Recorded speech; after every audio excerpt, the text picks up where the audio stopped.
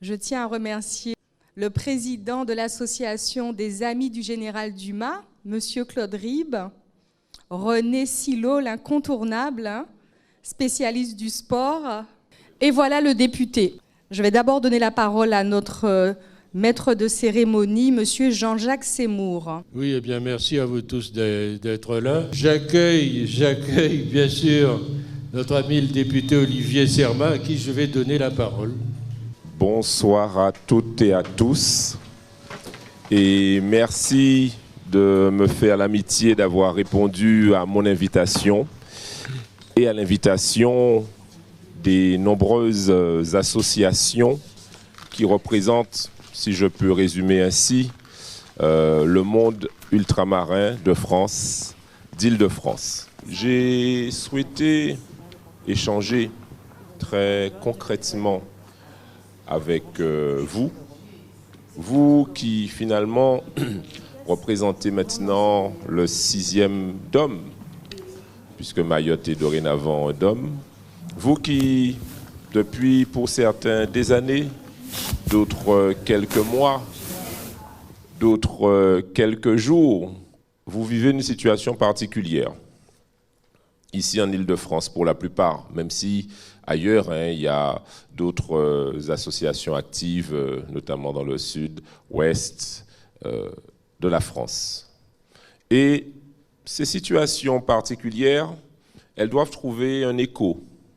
Vous avez déjà souvent eu des échos à exprimer, des solutions à trouver.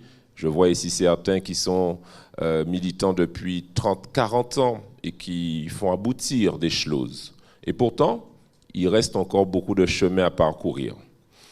Beaucoup de chemin à parcourir pour la visibilité des ultramarins de France. Beaucoup de chemin à parcourir pour avoir un circuit, je dirais, d'expression artistique au plus haut niveau, cinématographique.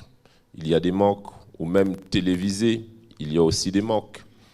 Beaucoup de chemin à parcourir dans la mémoire, aussi dans le domaine sportif, dans le domaine culturel, dans le domaine de l'entrepreneuriat et dans le domaine de la création de richesses. Nous avons des zones de progrès à continuer à élaborer ensemble.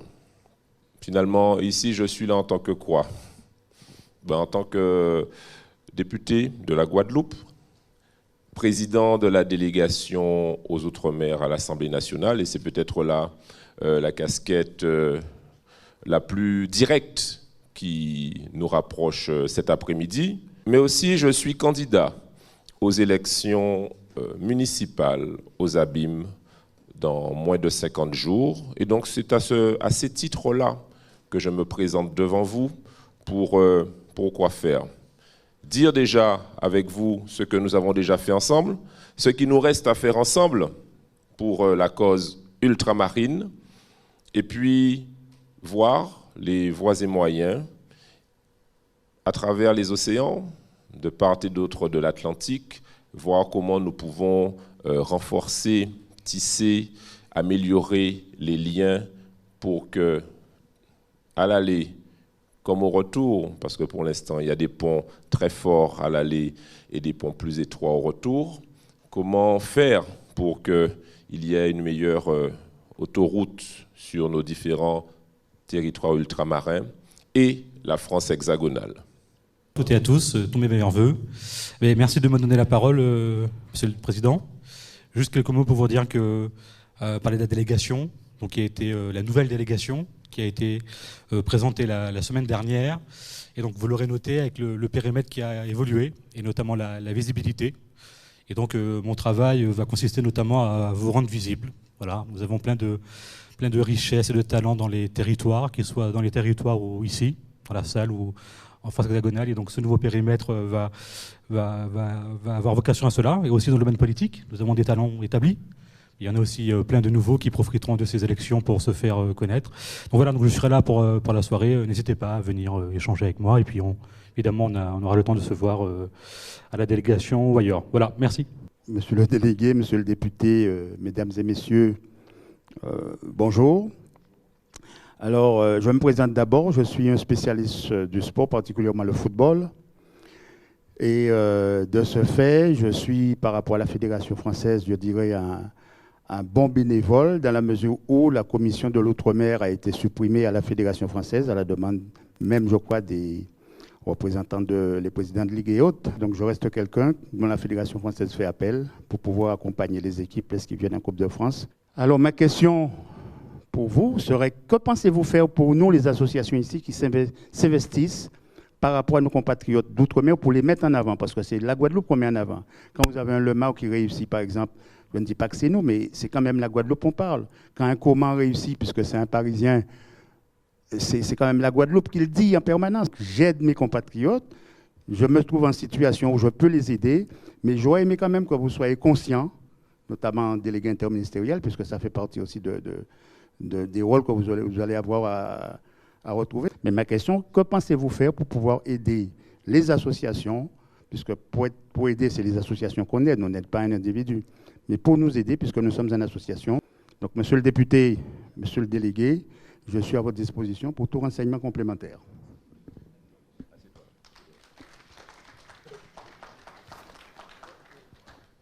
Tu parles du sport et de vos activités. Et je me souviens d'un échange récent que j'ai eu avec Robert Gara. Robert Gara, c'est l'escrime. Il a été pendant une trentaine d'années président de la Ligue d'escrime en Guadeloupe. C'est lui, par exemple, qui a entraîné et mis Laura Flessel au plus haut niveau de l'escrime national, mondial, olympique. Et il me disait que, grosso modo, aujourd'hui, pour pouvoir... parce qu'on a une baisse, de nos sportifs de haut niveau ultramarins qui arrivent au plus haut niveau national. On a une baisse. Je lui disais, mais pourquoi on a cette baisse? Il me disait pour plusieurs raisons. La première, c'est que les infrastructures en Outre-mer se sont dégradées. On a pris beaucoup de temps avant de rénover le CREP. Je parle de la Guadeloupe, pardonnez-moi, parce que c'est là où je connais le mieux. Je ne vais pas dire de bêtises pour les autres, mais s'il y a des éclairages ailleurs, je suis preneur. Ensuite, à un moment donné, pour pouvoir être au top, il faut se confronter en compétition avec des gens de son niveau. Et là, on a deux freins. Le premier frein, c'est que, par exemple, on doit pouvoir se confronter avec des gens, il me parlait d'escrime, en Île-de-France ou bien à Bordeaux. Mais pour ça, il faut le billet, il faut le transport. Et là, c'est mal pris en charge par l'organisation du sport en France. C'est mal pris en charge. Ensuite, on n'est pas obligé d'aller forcément dans l'Hexagone. On peut aller dans son bassin caribéen. Mais pour se confronter aux personnes du bassin caribéen, parfois on a des problèmes de diplomatie. Ouais, des problèmes de diplomatie, parce que si c'est un État indépendant, ils ne sont pas tellement pour se confronter avec des départements. Donc là, il faut régler cette question aussi diplomatique et finalement nationale. Monsieur le député, monsieur le délégué interministériel, mesdames et messieurs, bonsoir. Je m'appelle Rebecca Rogli, donc je suis présidente de l'association Sorbe Outre-mer, association de la Sorbonne pour les Outre-mer, et on se donne pour mission de promouvoir et de faire l'étude des territoires ultramarins. Je suis en master de recherche donc en histoire moderne. Cette remarque va me permettre d'introduire ma première question, qui est celle peut-être souvent posée, mais qui en tout cas attend toujours réponse et un certain investissement politique à ce sujet, celui de l'éducation justement. Est-ce qu'il n'y aurait pas d'autres façons d'éduquer donc nos concitoyens hexagonaux au territoire d'outre-mer, à leur histoire, à leur culture, parce que c'est aussi ça qui permet de créer de la cohésion nationale, dont je pense nous avons besoin particulièrement aujourd'hui, les uns les autres, donc nos ultramarins. C'est ma première question un petit peu longue. J'ai essayé de faire court pour la deuxième, qui a peut-être un lien moins direct avec ce que je fais, mais en tous les cas qui nous concerne assez directement en tant que jeunes étudiants, comme je le rappelle.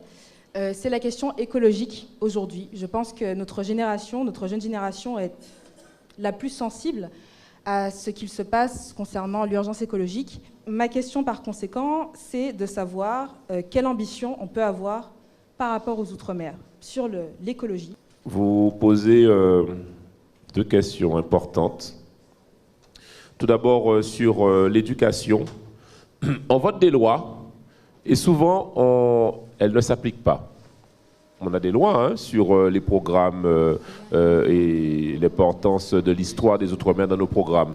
On a réussi à réintroduire cette année une volonté de remettre dans les programmes ces problématiques ultramarines, mais on doit être vigilant parce que les éditeurs, parfois, négligent ça par méconnaissance. Deuxième question sur l'écologie.